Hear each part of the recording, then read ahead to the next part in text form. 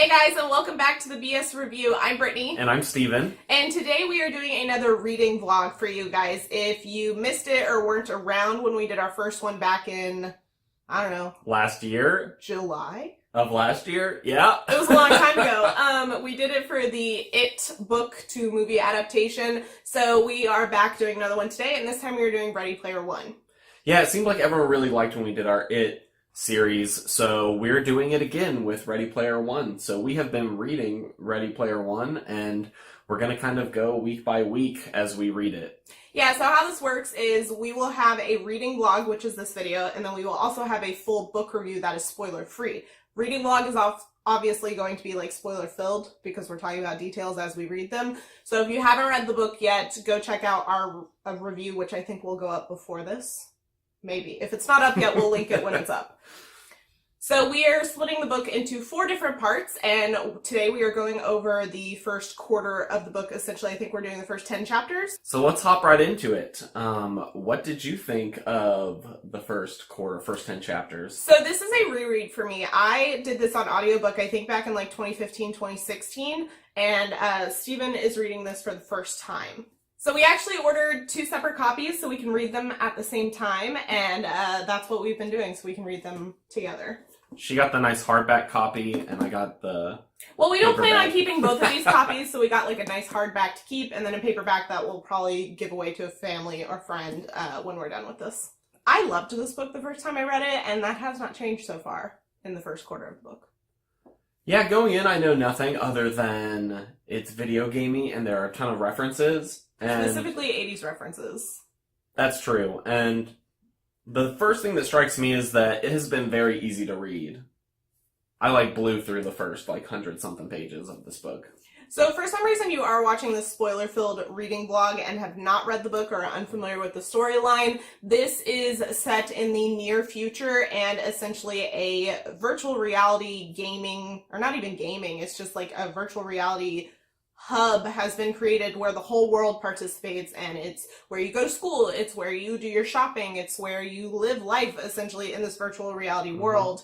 And the owner or creator of this virtual reality called the Oasis has passed away, and he has left a scavenger hunt within the Oasis for players or participants to go find, and whoever wins gets his entire fortune and majority share of the Oasis. So there are a lot of stakes in this book immediately, and we follow, I forget his real name. Wade. Wade, there it is. Like in the trailer with the superhero name. But Wade, and his Oasis name is Parzival, he's an interesting protagonist. I find him a little bit of an unlikable protagonist just because he's a little bit of that stereotypical nerd boy who's awkward and kind of obnoxious. He's low-level nice guy. Yes. And not even low-level, where he's straight up he puts the girl which we'll get into later, on a pedestal and things like that he can be a little weird sometimes. So he comes from a basically poverty-ridden family. He lives in what's called the stacks, where it's just trailer home after trailer home stacked on top of each other. There's no regulations or anything.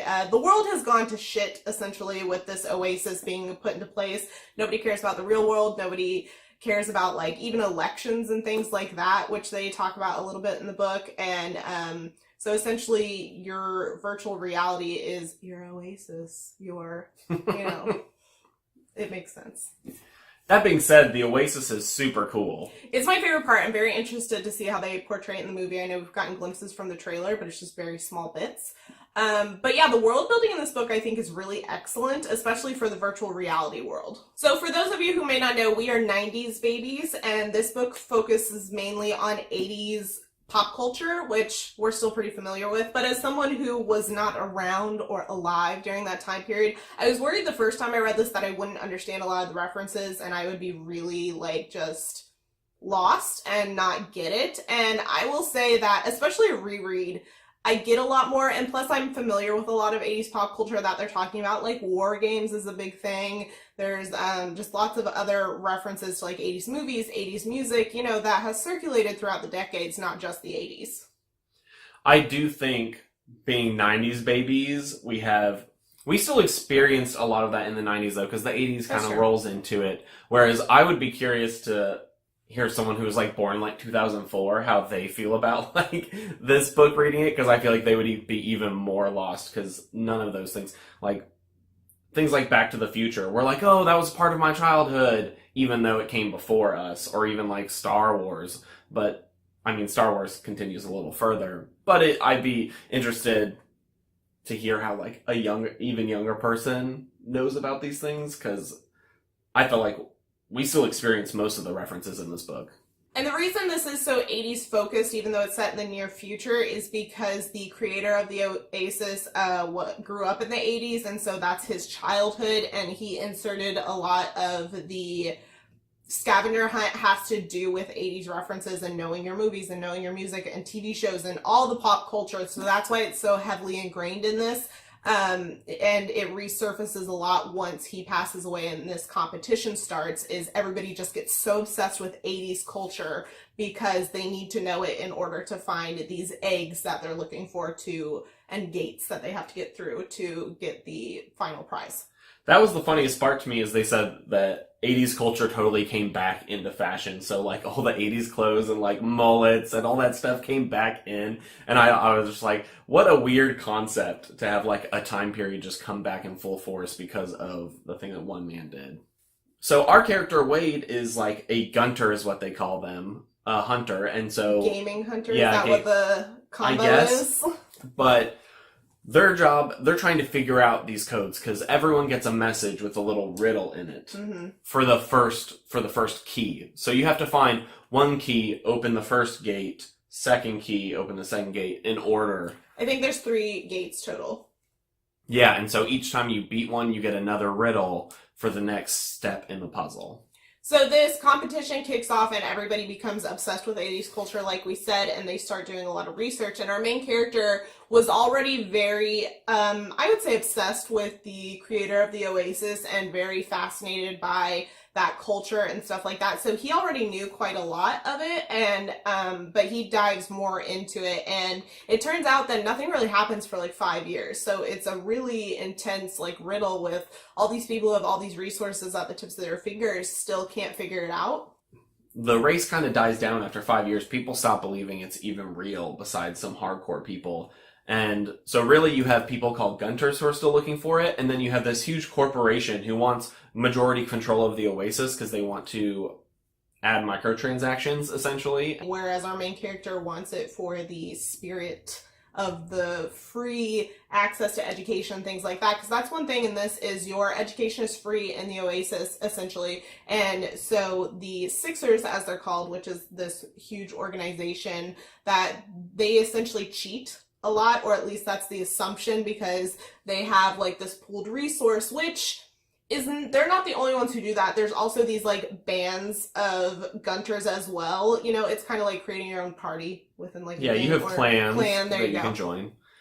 And it is very interesting because in the real world, because life sucks so much and it's so hard to live in the real world, everyone's in the Oasis, but this company will give them a salary and an apartment and everything in the real world if you come work for them, under the condition that if you solve the puzzle, the company gets everything. Yeah. And you just keep your living wage, essentially. And I thought that was a very interesting concept. And it makes sense. I feel like that's something that would totally happen if this were to happen in real life.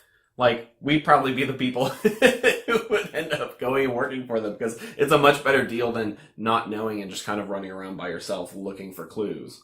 So our main character, he has a best friend, H, and he is a fellow Gunter as well, but both of them are kind of purists when it comes to this. They don't want to join clans. They don't want to join the Sixers. They want to do it all themselves. And so they're best friends at the beginning, but they both go off and do their own thing and kind of come together throughout the competition, at least when it comes to this first gate.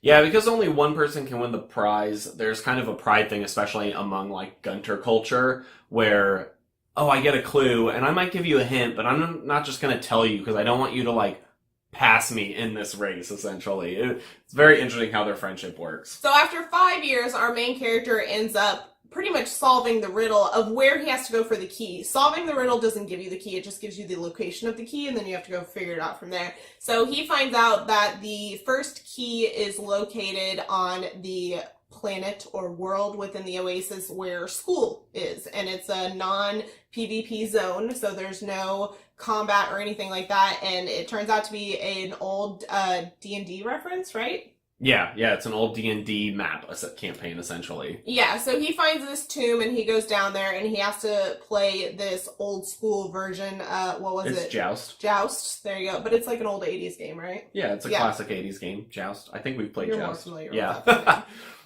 So you end up having to play that, and he finds this, and it's kind of funny because he's stuck on his school world because he's level 3. He's poor, he has no money, and Oasis money is real money in this world. So he's stuck there, and he finds out that the key is on his planet.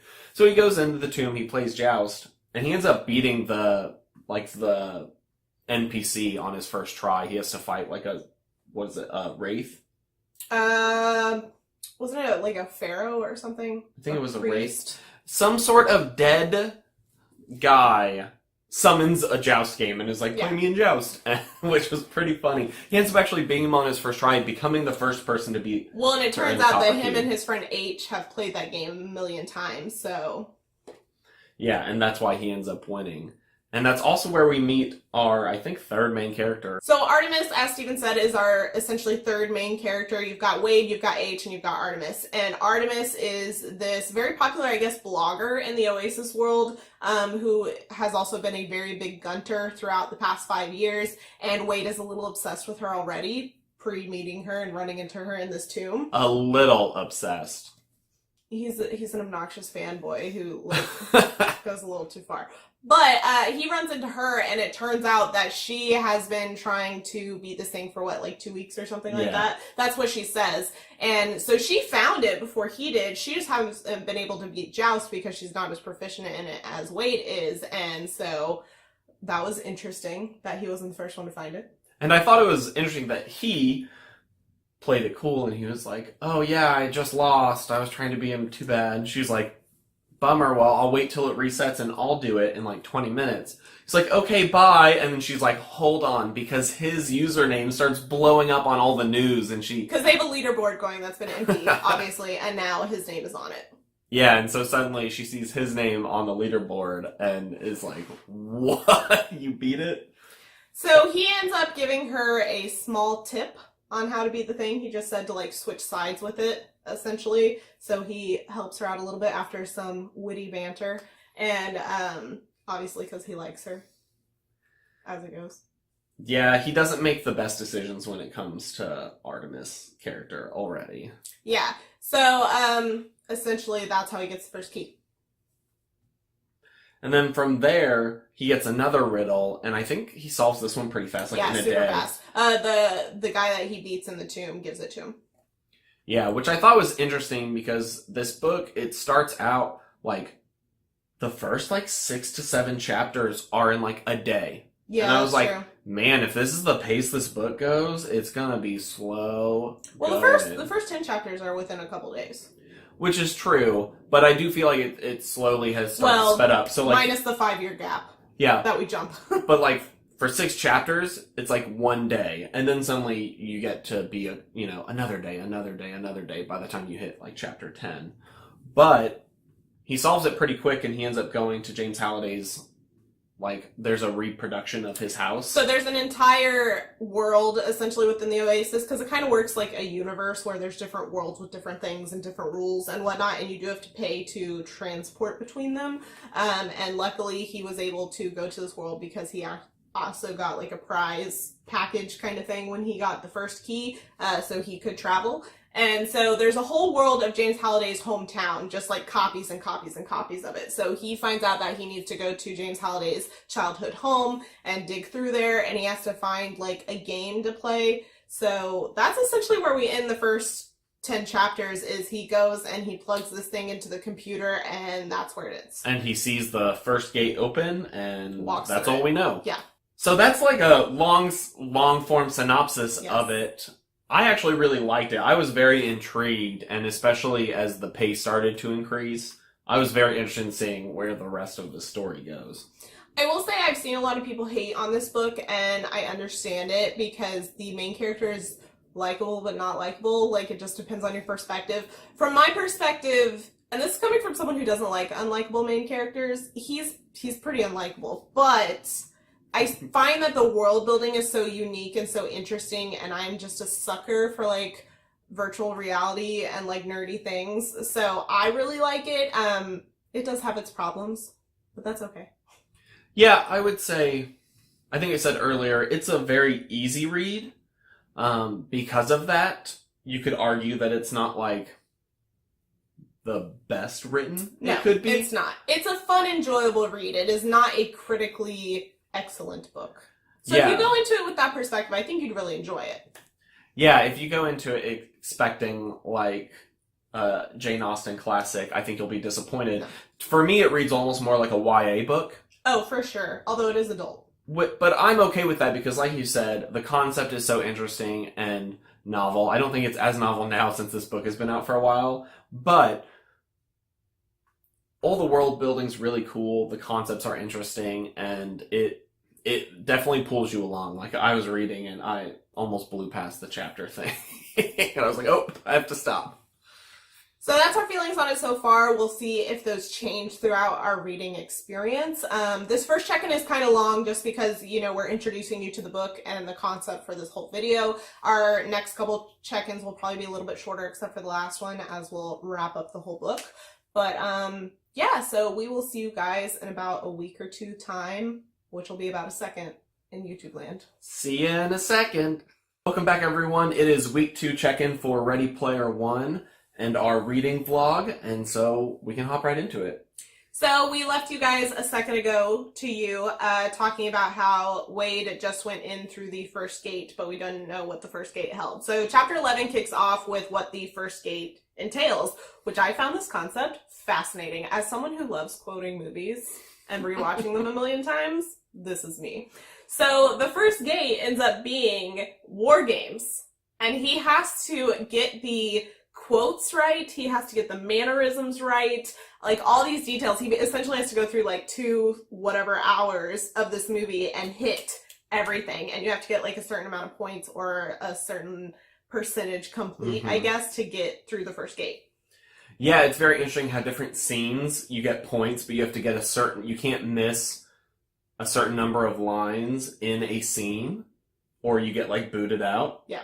And you get bonus points, yeah, if you do, like, the extra stuff. I thought it was very interesting. And what was cool, because then after this happened, it spawned these to become super popular in the world. Yeah, so after the first gate, obviously Wade is the first one to get through it, and then Artemis ends up coming closely behind him because she does end up beating the jousting game with his tip that he gave her. And so this really kicks off the competition, really, because once one person finds one thing, it kind of snowballs. And so they found out, like, everybody in the world finds out where the first key is, and then everybody pretty much figures out the first gate pretty quickly. So essentially we find out that these top 5 people, who are real people, not the Sixers, end up being on the leaderboard, and then after that it's just Sixers all the way down. Yep, everyone else. And if you're the first person to complete something, you get more points. You get like an extra, at least with the key, 10,000 points or something. Yeah, like that. It was like 1,000 points, I think. So, like, Wade, Parsifal at number 1 is still like number 1, but only by a little bit. And then I think it's Artemis, H, and then 2 other guys, Daito and Shoto? Yeah, they're from Japan. So as now the number 1 known person in the Oasis, Wade is now getting like tons of offers. So he's doing like endorsements for extra money, all sorts of stuff. He ends up answering an email from the Sixer leader who invites him for like a video chat, which I guess you can't be harmed in like the video chat in the Oasis. Yeah, there's some rules around it. Whereas I know if your character in the Oasis gets killed, you go back down to like level 1 and you lose everything. So it's bad. You don't want that to happen. And so he goes to meet with them, and I thought that was a pretty funny part of the book, because you actually see Wade get a little bit of a spine for the first time. Yeah, which is nice. I think this was one of the more likable parts of him. While he was dumb for going to meet with them, you know, he just wanted to see what was up, and he assumed that his secret identity essentially was concrete, because in the Oasis you can have essentially a username that doesn't connect to like who you are personally. So when he's going to school, he has to use or no, he doesn't have to use his real name.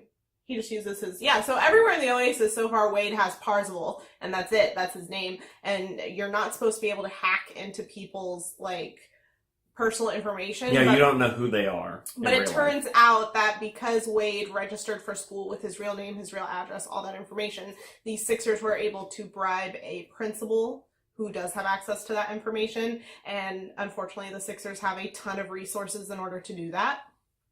And so they know his address and everything. So he's smarting off, and then it was pretty funny. I really like the part where he's like, "Okay, I'll help you find the egg on the condition that I get your job at the guy." And he essentially gets the guy who met with him. He's like, "You have to get fired." He's the CEO, and he's basically like, "I want your job. I want you to be fired." And they come back and say, "Okay, we'll do it." And then he shoots him down and it's like, "Of course I'm not going to do this." And then it turns out that they know his real information. And up until this point, Wade does not really hang out at home. He lives with his aunt, and she's awful. And so he has his own little hideaway away from his home where he does all of his virtual reality Oasis adventuring. So the Sixers threaten his life, threaten his family's life, and he doesn't think they'll do it. And they do. They do. So his aunt dies, her boyfriend, all these people in the stack, and you found out earlier, which we didn't mention, that he had a friend, an older lady who was always nice to him and stuff like that. So he is obviously realizing how high the stakes are and how he can't hide the way he thought he could.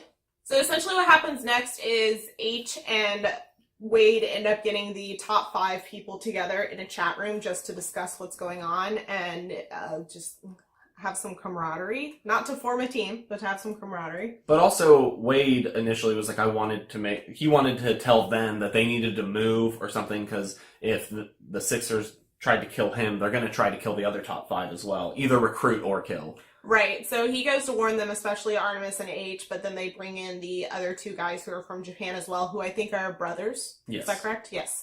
So they bring them in, they're all talking. They essentially agree not to form a team. Which I actually thought that they were going to team up here. It seemed like they all brought something to the table that would have made a good team. I fully expect that they will team up at some point. I honestly don't remember. So I think all of them will get together and team up.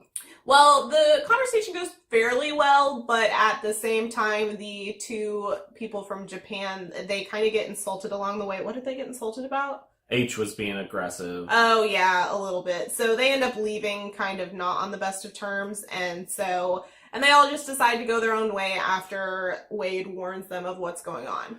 And the problem is, like we said in Check-In 1, being a Gunter is so competitive that, it's a thing where,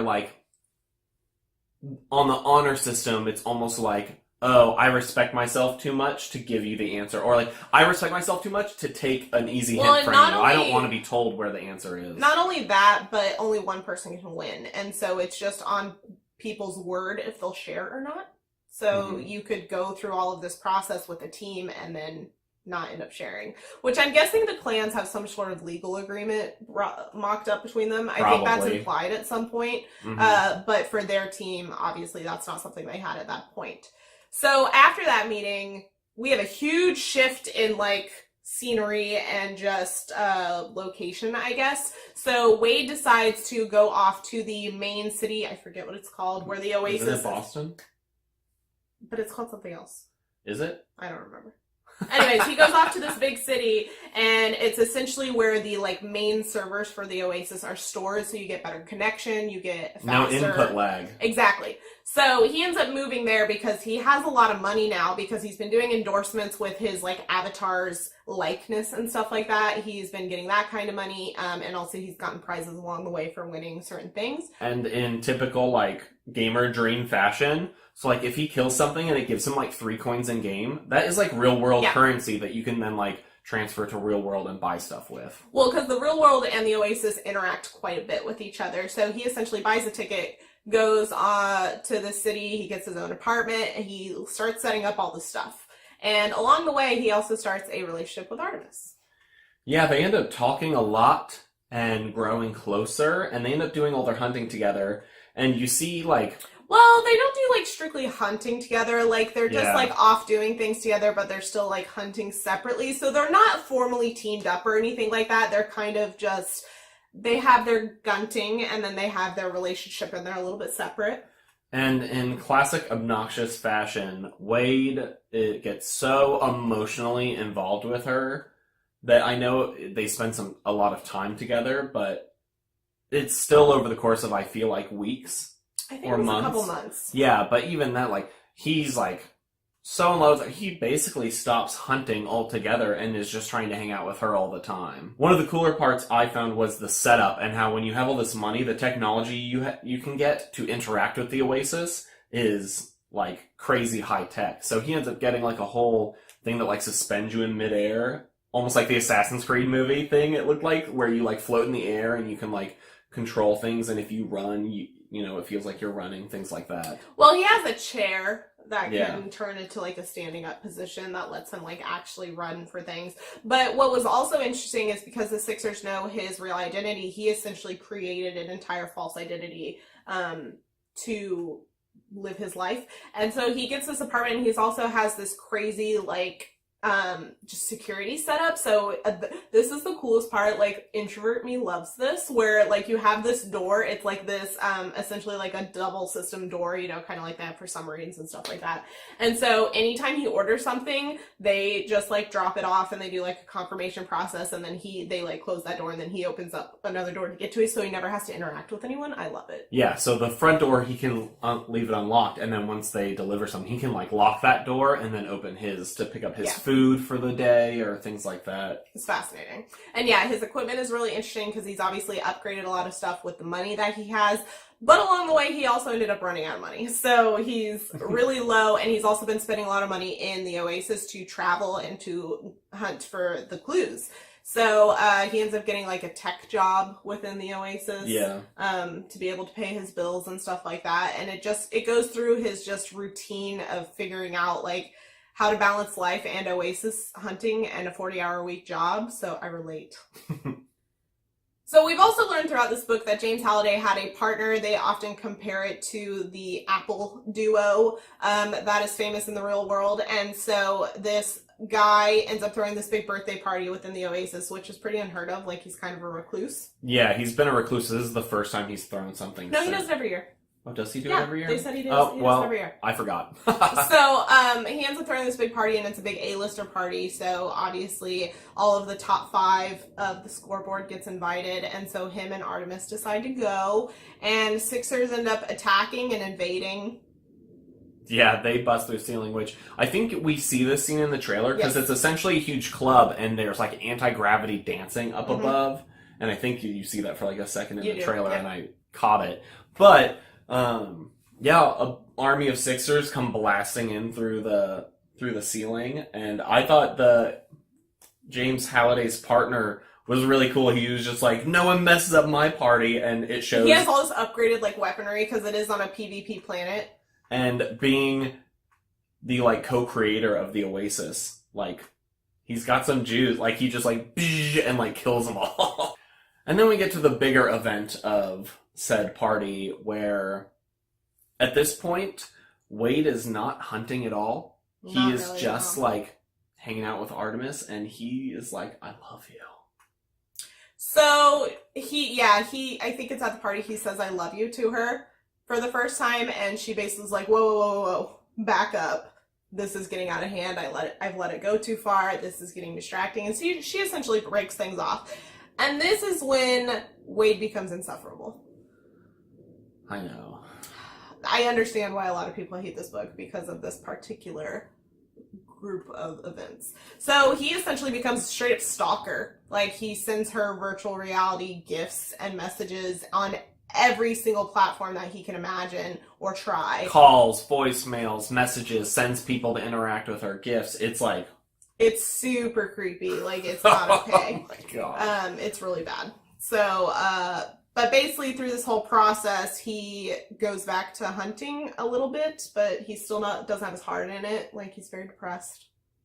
Yeah, which while insufferable for a character we're supposed to root for, I guess it's not that far off from actual, like, gamer culture. And maybe that's why some gamers have a problem with this book. Yeah, I get it. But also, if you look at, like, current things that have happened in, like, gaming culture, it's not that far off from a good chunk of people in that culture. I think the problem is a lot of people take this as a representation of all people in gaming culture, which I don't take it that way, which is why this book doesn't bother me like it does some people. I take it more of a, like, this is just something that does happen for some people, because the other people we're introduced to, while we aren't following them at such a close, like, personal level, they don't act like this, and I think even H, like, kind of calls him out on it a little bit, even though they've drifted apart. He's just like, this isn't okay, like, stuff like that. So it's not a representation of the culture as a whole.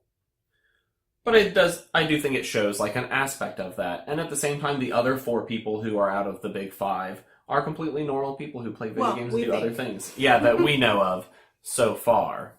At this point, while he's cyber stalking Artemis, he ends up teaming up with the 2 Japanese brothers and just trying to reach out. And so, because there's, like, a quest in Old Japanese that he has to do. It was a Japanese, like, show or game or something that was Ultraman, which is a Japanese show. There you go. That, to do the whole quest line, you play through, like, the whole story of Ultraman, and at the end you basically get the ability to turn into Ultraman.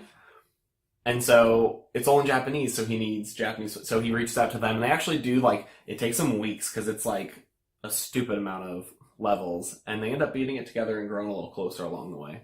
Yeah, so it kind of repaired that disconnect that they had. And then after that, he immediately finds out that Artemis found the next key, which is the Jade Key. And that's where we end chapter 20.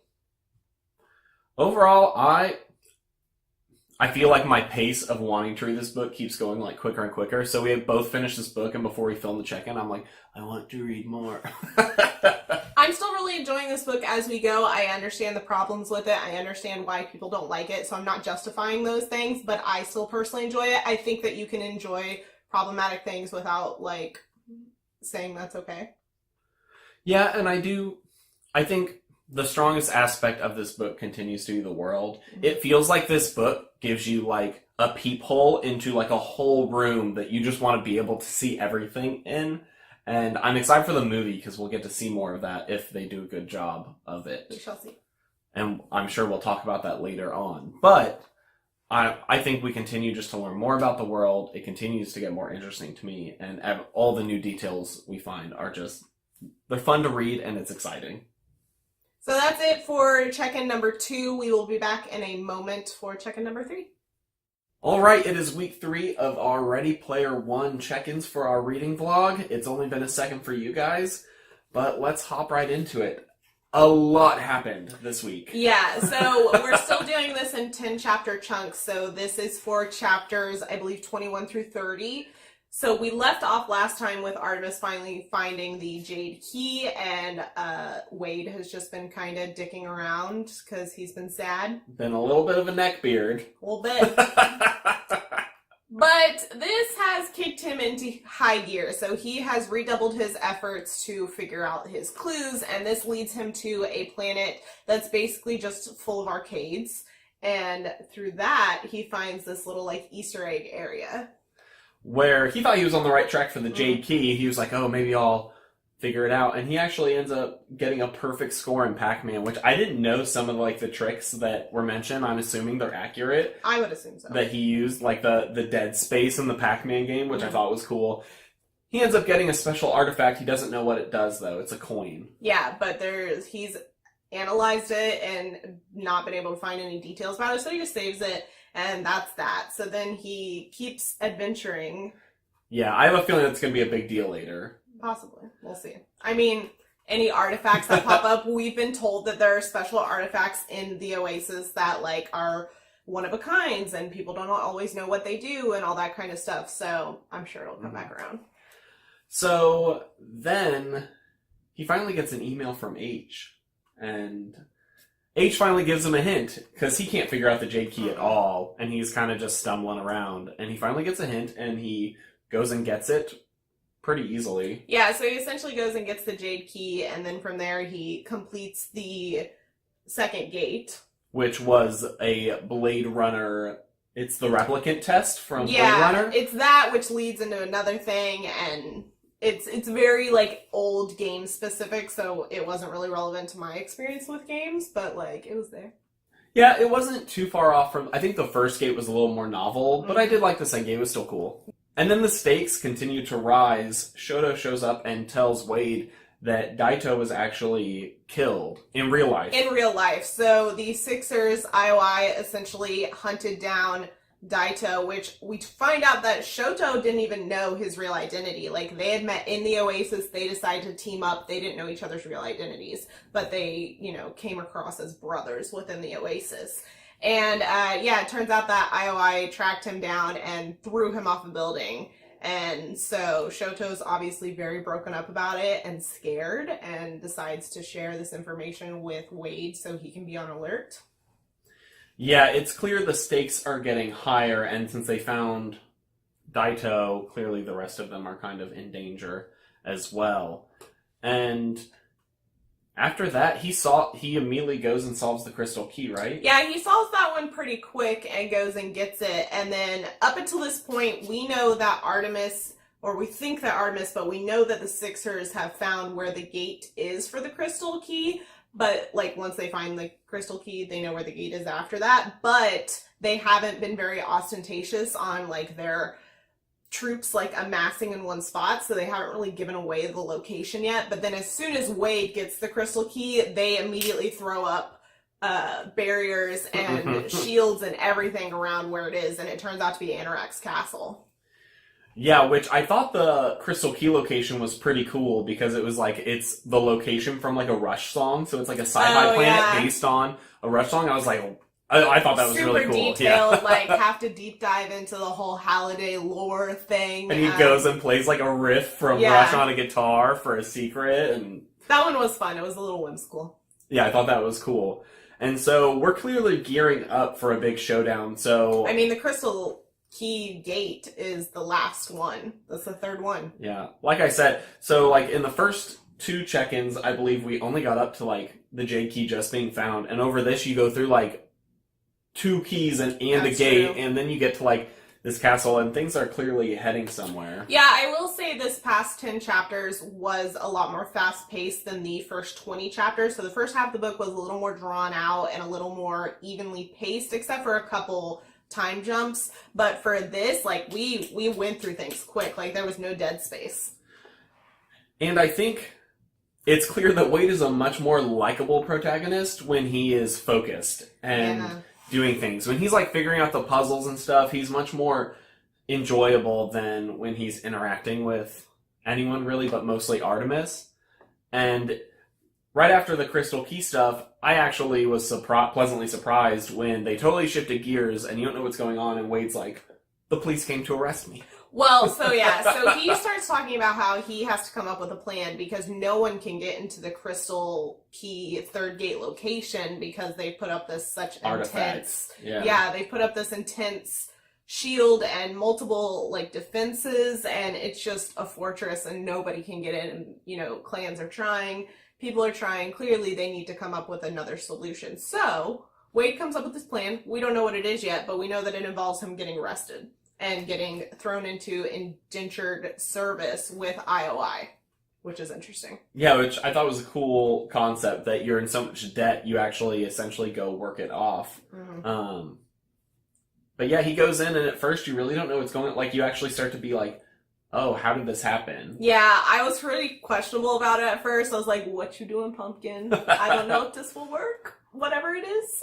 And then after a little while, he reveals to the reader that it's like, oh, and I had a plan. I did this on purpose. Right. And since this is my second read-through of this book, I remember the first half of this book much better than I remember the second half. Like, I've gotten to the point where I do not remember details. I don't even remember big plot points. I'm just like, I don't remember this being a thing, because I read this book 3 years ago. I've read like 150 books since then, so I don't remember. So yeah, I'm kind of along with Steven at this point, where I'm just like surprised as we go. But I was impressed by that part, and he ends up finding in the computers that both Artemis and H, they know where they are. They have all the details on them, a full dossier. Them. Yeah. Yeah. And, or was it Oh, it was Artemis and Shoto, wasn't it? Yeah, H they don't H have is information on because H mobile, was a yeah. smart dude and decided to he registered for school under a fake under a name. false name. So they can't go and bribe the principal to get his real identity because it's not in there. And we found out in the last section that he was actually mobile. After Wade's house got blown up, Yeah, H was like, I'm cool, I'm mobile. So Yeah. he's clearly rolling around somehow. But yeah.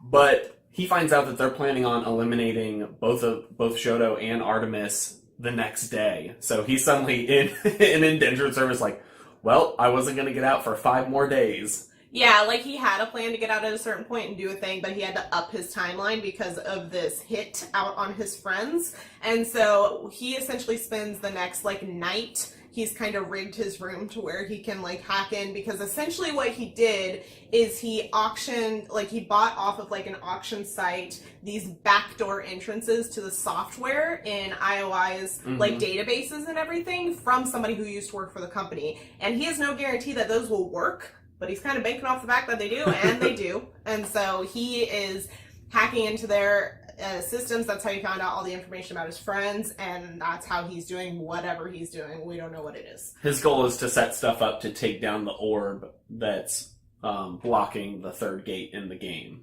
Along with what he's doing to get through the crystal key third gate thing, he is also downloading a ton of incriminating evidence. He said it was an absurd amount that he is like downloading to a little flash drive. Zigawatts, or There I you don't know. go. It was some weird word. Made up number, probably. Terazerabytes, I don't I'm making up words. So he's basically downloading as much information as he can get so he can get out with it. And I think that's pretty much how we leave it, is he's like planning this setup, but we end this check-in right before he like puts his escape plan into motion. Yeah, it ends right as he goes, well, I was going to get out in 5 days, but it needs to happen tonight. And then we end. So... Right.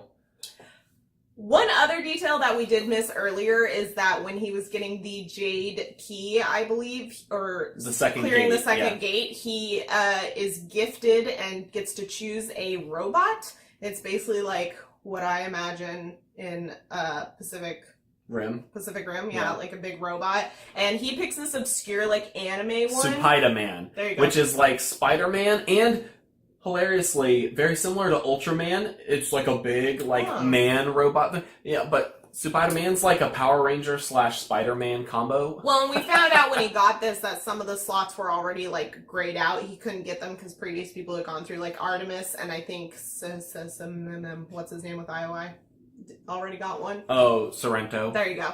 And so he, so we know you can't have the same one as someone else, and I have a feeling that's going to come into really big play in whatever final showdown we have. Yeah, there was a bunch of them though. Yeah, like Iron Giant was in there, which is fun, which we've seen in the trailers for the movie, and I think they're switching up what his robot is in the movie. I think instead of going with an obscure anime robot, they're going to give him the Iron Giant. Either he's getting it or Artemis is getting it. One of the two. Yeah. That's my theory. We'll see though. Yes. Overall, though, I really enjoyed this section. There was a ton of stuff that happened, but I'm pumped. I think the last whole section is just going to be one giant battle. It's going to be pretty epic. Yeah, we're both kind of itching to get through the rest of it, so... We will see you guys at our 4th and final check-in when we finish the book. In 3, 2, 1. And welcome back for our 4th and final check-in.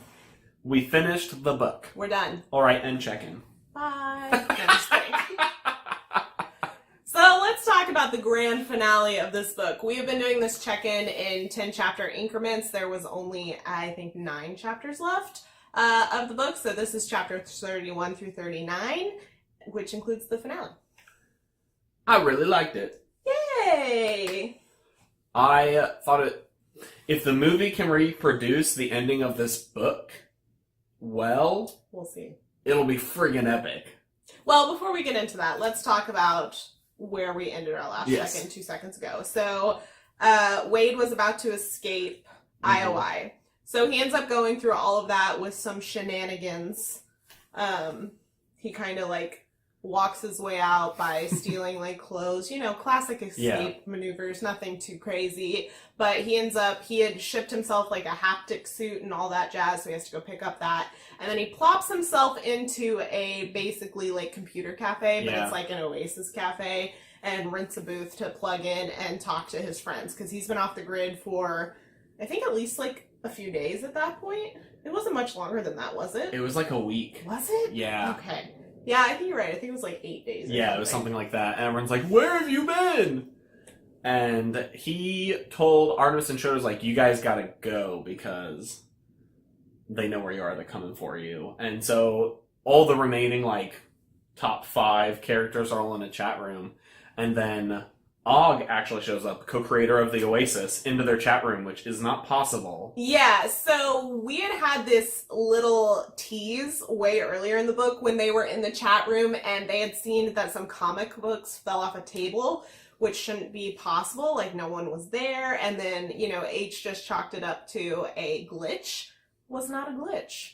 Og is all-powerful in the Oasis. Him and James Halliday's avatars were all-powerful, invincible, unkillable, all that jazz. And so it turns out that he can go into anybody's chat rooms he wants, whenever he wants. And he's there to help them, actually, because I guess Halliday asked him to ensure the integrity of the contest. The integrity and the spirit of the contest. So not to interfere or to help people win, but to make sure that people like the Sixers and IOI do not corrupt it, essentially. And so he considers IOI killing the contestants outside of the Oasis cheating. So he's like, okay, well, I'm going to help you guys, and flies them all out to his house. Yeah, so everybody's gonna meet, and so he ends up knowing where everybody is. He's like, you're in such and such, you're in such and such, I have planes chartered to come pick you up. And he has H and Wade kind of piggyback together because they're close by. They're a few hours apart from each other. So he's like, H, who has been living in an RV, we find out that's how he's been very mobile. He ends up going to pick up Wade, so Wade is just kind of chilling for a while, waiting for him to pick him up. And you get actually one of my favorite parts of the book that I thought was really cool, that H pulls up and Wade looks into the front seat of the RV, and it is not a him, it is actually a black woman who is H, which I thought was a cool reveal. And I was actually spoiled on this a little bit. Were you? By the trailers, because the last trailer that came out See, I didn't pay that spoils close this a of little attention. bit. I don't know if I've seen the last But trailer. only because I recognize the actress, and because she looked similar to H's avatar earlier in the trailer, I was like, oh no. So, more like it wasn't, I didn't know that's what was going to happen, but it wasn't as surprising. It wasn't a full shock factor. Yeah, but I still really enjoyed the reveal, and I thought it was a cool moment, and made Wade a little more likable after all the Artemis shenanigans. I agree. He handled this pretty well. Like, he hesitated for a second because, like, you know, he was going off the honor system. He was assuming, which is like internet 101 mistake, but like he was assuming that this person was everything that they were saying, and they have been best friends for years, so I think that makes sense. And so to be told that this person is very different from what he assumed or has been presented with, it's understandable that he would take pause, but his pause is actually pretty short from what I was expecting. I expected him to like freak out, especially with all of his grilling Artemis earlier with the whole like, are you a human born female, like, nonsense. And so he handled it really well. He was like, you're still my best friend, like, obviously we still have this friendship, and over the course of them traveling to Og, that's reinforced, and I thought it was a really nice interaction. Yeah, I think there was a cool line in there where he said it didn't matter what their like, what H's like sex, like orientation, race, and all of that didn't matter, that she was his best friend. And I thought that was cool. So it turns out that H is not only a black woman, but a lesbian black woman, and that is why she has been on her own and mobile, because her mom kicked her out for her sexual orientation, which is disappointing, but it's part of who she is, and it's why she does what she does now, and how she got pretty deep dived into the whole egg run, I guess, because she wanted something to focus on, so...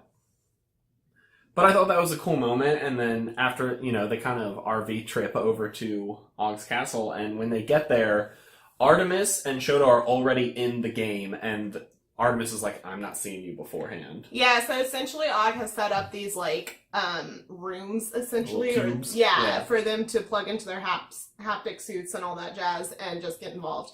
So Shoto and Artemis are already there, and Artemis doesn't want to see him, and so they just plug in and they go from there, and things get crazy. So Wade ends up having a really cool plan, I think, that he ends up telling them, he's like, the shield is going to go down, like, tomorrow at, like, noon, I think it was, and we're getting in. It's going down, trust me. And so they sent out a message to the entire Oasis saying, be here on this planet, ready for battle. Yeah, he basically gave them a synopsis of what's been going on with the Sixers, including video proof and, written proof, all that kind of evidence that he had taken from the IOI databases and been able to put out into the world. So he kind of is trying to get everyone to form this huge team against the Sixers, and the rest of his little crew are kind of skeptical about it, but he's like, I think it'll work. And so it's a pretty cool, like, visual scene that the book portrays that the next day, they put all those messages out. The next day, he's flying in and everything's so jammed up because so many people are trying to get to this planet, and he hops into his giant robot to fly in, and people are just like, whoa. Because only a few people have the giant robot at this point. The Sixers do, and and Shoto, Artemis, H, and him do, but no one else has passed the gate and been able to have the no one else has the giant robots that we know several of. Sixers already have the keys, yeah. So they must have robots. Yeah, I meant that no one besides the Sixers and the top. Yes, correct. Top 4 now, not 5, have robots. So they look pretty stylish coming in their giant robots. And I think they say that about half of the total Oasis users are on this planet. Because that's global. Yeah. Of the entire world, like half of the users are on this planet. And it was a cool scene. Yeah, so they basically start this huge war with the Sixers, and, Sorrento comes out with his robot, which I forget what Mecha Godzilla. There you go. Steven's better with those details. But I really liked how they took down the shield, that he basically programmed one of their little maintenance bots to pick up a bomb. I loved this part because the maintenance bots are... Short Circuit? Yes! Johnny Fives from Short Johnny Circuit. Five is alive! Boom! As someone who is obsessed with that movie, that was just like such a fun nerd moment. I was like, yes, I hope that they keep that in the movie and they don't change it to something more like relatable. I bet it's gonna be Wally. I'll be upset. Anyways, it was cool. Yeah, so you had a Johnny Five essentially programmed to, move and go take the orb. And what did he killed the... He put a bomb up and then he killed... That's what it was. Because the wizards have to keep the orb up for the shield, and so he blew up and killing the wizard. Yeah, whoever was controlling the orb, I think, is supposed to stay close to it. So he knew that they would be close by, and it wasn't Sorrento. And so he had the Short Circuit robot blow up this thing, which essentially took out the shield right when he said it would. It was cool. Mm-hmm. And so Sorrento's out there with his mech, and there's a bunch of other Sixers and their mechs, and a huge army, and all the Gunters. And it was a pretty cool moment because they were talking about how they're like, oh, I feel like most of the Gunters are going to watch the battle. They're just there to be spectators. And they're like, as soon as that shield went down, everyone fought. Everyone's in. And I was like, wow, this scene was just cool. And so giant robots flying and fighting. So essentially, Sorrento gets destroyed throughout this process. Shoto and Wade kind of go in on him, but I think Wade is ultimately the one who takes him down, correct? Well, we find out that in order to activate the final gate, you have to have 3 crystal keys, and only 3. Any more, it won't work. And so there's 4 of them. Yeah, well, so that's why the Sixers haven't been able to get in, because they've only been trying one at a time. They haven't figured out the 3, which was part of the, riddle that they figured out, but the Sixers haven't figured that out, and our team has. Like Steven said, we only need 3 of them, so Shoto decides to essentially sacrifice himself, and Wade is having none of that. And so Shoto damages him, but then Wade still has the Ultraman capsule, and so his mech gets destroyed, but he ends up turning into Ultraman, which is funny because he's not that different from Spider-Man, which is his mech, and he ends up actually killing Sorrento's avatar. Well, at that point, his mech had been damaged, I think. It was cut in half by Mechagodzilla, so... Yeah. So Ultraman was his backup. And yeah, so they do all that. They end up fighting their way into, Anorak's castle to get to the 3rd gate, and 3 of them end up putting their keys in, and then everything goes black. Yep, and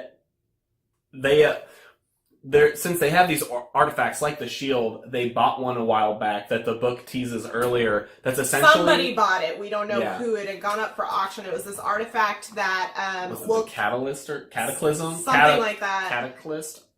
I think that's it. But essentially what it does is destroy everyone in a single sector of the oasis. It kills everyone, including the person who activates it. So what essentially happens is the Sixers wait until that very last second of them about to put their keys in, and they pull that. Or I guess they had already turned the keys. And so they open the gate. But they couldn't get into the gate. Everyone dies, and the book says right there again, they're like, half of the Oasis users dead. Because they're all in that sector. And when you die, you have to create a new character. You start You level start 1, from you scratch, lose all you your lose stuff. everything. And that's when Wade's avatar, that coin, I think we mentioned in the last check-in. So it turns out that Wade is still alive, and everyone's like, how? We don't know what happened. And it turns out that the coin that he got from getting perfect score in Pac-Man is a one single life, which previously no one knew something like that existed in the Oasis. There's no double lives, there are no several lives, or anything that you can do to, respawn with your character. That doesn't exist until now. But he did lose all his stuff. Well, everything because he dropped. died and then resurrected, so everything dropped. So there's millions of users here right now, and all their stuff's now just laying everywhere. Well, and the problem is that the gate, I guess, was up to where he would have had to fly up in the to castle. get to it. Yeah. So he's fallen down to the surface of the planet, I guess, and he doesn't have any artifacts that let him, or items that let him get up there, and he has to go find one. He ends up getting one, and he goes up into the Yeah, he gets gate. Artemis's boots and goes into the gate. And there's a couple different things that happen in this gate. So the first gate had a single, challenge. Second gate had 2 challenges. This gate has 3 challenges. And so you had one very similar to the first gate. What movie was it again? It was Monty Python. The Holy Grail. Yeah, Monty Python, the Holy Grail, similar to the War Games one. Yeah, where he has to go through, so it starts off with them, walking down the beach and the coconuts with the horse hooves. And you find out that while he's doing this, that Sorrento's already hopped in different users, and he's on, because he had people waiting outside the sector, because they knew they might have to blow up the sector. The Sixers were smart, and they had a crew waiting just outside their sector to immediately portal in as soon as everybody died to come and, sweep up the pieces. So he's right behind him. I think they said he's 10, I think he was 10 or 11 minutes behind him, something like that. It was really short. Yeah, and then Because it turns out that Artemis and Shoto and Og has basically patched them into where Wade is so he can hear them and they can see everything he's doing. So they essentially help him out with getting all of the lines right and everything with Holy Grail. And actually, Holy Grail was the second step of the challenges for the third gate. The first one was this game called Tempest, which I'm not familiar with. classic arcade game. Yeah, and he had to beat that first, which he was not super good at that one. No, so he had his team kind of coach him through it. Because I think Artemis had these detailed notes on it, so she had some tips and tricks on how to beat it in the way he needed to. And you find out that everyone in the third gate is being globally broadcasted to everyone, so everyone can see him. And he didn't know that till halfway through Tempest, and then he realizes that the whole world is watching his feed, and you can see the other Sixer feeds to see how close they are to him. And so it's pretty neck and neck at this point. But he finishes Tempest and the Holy Grail, and it dumps him into a room with every console ever made. And so this is another part of the test, and he goes to this really old console. I actually had to look it up. It was the IMSAI, a super old computer thing, and he has to type a password in, and he starts trying all the passwords, and you actually find out that Wade's really the only one with this information because he talked to Og right before jumping in that why him and Halliday stopped being friends, and it's because Halliday had a crush on his wife. Classic nerd triangle, 2 guys fighting over a girl and one of them gets him. This part was annoying to me. So he ends up guessing the correct password, which is Og's wife, whose name is Kira, her D&D name. Her D&D character. Because he was so awkward with girls, classic nerdy thing, he would only address her as, like, her D&D character, so he could kind of, like, have this front of a character when talking to her, I guess. It ends up working, and It it does. transports him to Anaric's castle's, like, rebuilt, and he's in, like, the top tower that no one had ever been in, and It's Halliday's, like, office. And Halliday himself is standing there, or his avatar, his character, who no one had seen since he, like, died. Yeah. And he essentially is like, This is yours. you win, Made Wade!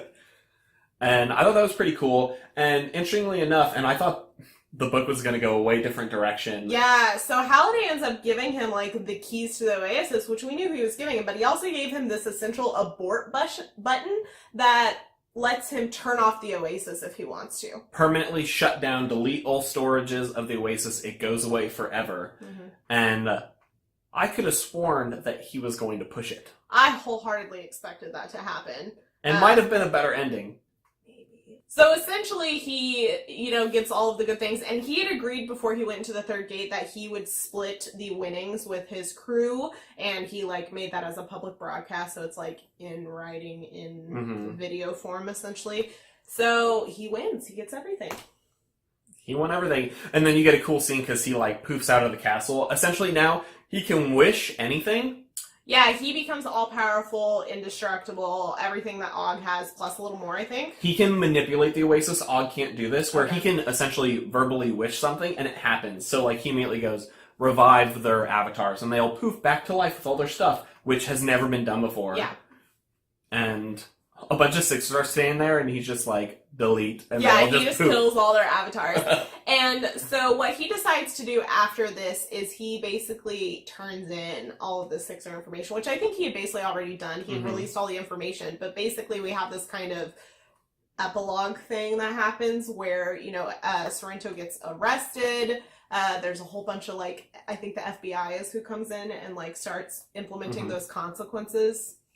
And so Sorrento's, IOI's in big trouble. And Wade owns the Oasis, and they're all rich, and it ends with him walking out to the courtyard and meeting Artemis in person for the first time. Yeah, and he, tells her did we talk about her reveal earlier? No, I don't think we did. Okay, so we didn't talk about earlier that while he was researching the his friends in IOI's database, he found Artemis's school picture, and she has a port wine birthmark on half her face, and so that I think plays a big part in why she didn't want to meet Wade in person. And he meets her in person, tells her she's more beautiful in person. It's a little cliche but also sweet, and basically they decide to be together at that point, and it was kind of a really quick ending. Yeah, from the point of which he wins the game, it's really only like 4 pages. Yeah. When he walks out there, meets her, and then it ends on him essentially saying, I've never been, this is the first time I'm happy without the Oasis. Outside the Oasis, yeah. And I thought at that point he was be like, I don't need the Oasis, abort! But no, that didn't happen. Yeah, I felt like there should have been, like, one more chapter that was his decision to delete the Oasis. I think which now we're at the end of the book, so we can talk about, I guess, our thoughts about the ending. We'll do a little bit, because we are going to do a full book review. That's spoiler-free, so we'll talk about those thoughts. But let's talk about detailed thoughts. Since we can put spoilers in this video, yeah. Yeah, so my biggest complaint, I think, about this whole ending of the book is that there were some strings that were not tied up and some things that were left a little too open-ended, which at the time that I originally read this book, there was not a sequel planned, and now there is a sequel planned, so I guess that makes sense, but it's still kind of annoying. Yeah, I think it has to be judged as a standalone novel because that's what it was written as, and coming back later, I'm like, I have a sequel is kind of a cheap move. And no book should ever be written with a sequel in mind, necessarily. Like, if you're writing a standalone novel, don't add a cliffhanger when you don't already have a story planned out, written for it. Didn't necessarily have a cliffhanger. There were just a few things where I was like, you started going somewhere and then didn't, and I'm confused. Yeah, throughout the book, it plays with these themes of the real world being in disarray because everyone's abandoned it for the better world, which is the Oasis. But then they never really addressed that as a finale wrap-up thing. Yeah, and they even had, especially in the final chapters, Og mentions it, that he's happier outside the Oasis, And then you have that kind of realization of Wade at the end where he's like, it's the first time I've been happy outside of the Oasis because meeting Art, like, but it doesn't go anywhere. And especially with the inclusion of the delete the Oasis button at the end, it really felt like that's where it was going. But then it just ends, and it leaves you kind of like, you didn't fully reach where your idea was taking it. I will say this is Ernest Cline's very first novel. It's his debut novel. And so no debut novel is perfect in my opinion, and authors have a lot to learn. So maybe that was just one of those things. Overall, though, I really enjoyed the book. I thought it was a ton of fun to read. I will say on my first read of this, I gave it 5 stars just because I enjoyed it so much. And on a second read, I dropped down to 4 out of 5 stars just because I found some, things that didn't jive as well or didn't flow as well or I just didn't like as much. And I still really enjoyed the book, but it's not quite a glowing 5-star review for me as it was before. Like I think we mentioned before, it's not the best written book. Like the writing style is not the greatest. It's a very easy read and it's fun to read, but for an actual writing style, it's not fantastic. And if you want to see our complete full thoughts on the book as a whole, we did already post a spoiler-free book review, and I think we talk a little bit more about our overall feelings about the book as a whole. You guys can check that out. But if you stuck with us through this entire reading vlog, we want to know what you guys thought of the book. I'm hoping you read the book before watching this, but I guess you have a pretty good idea what happened in the book if you chose not to. I mean, we're just as good as the book, right? No, you should go read it. Yeah, you should go read it. But if you did, let us know down in the comment section what you guys thought.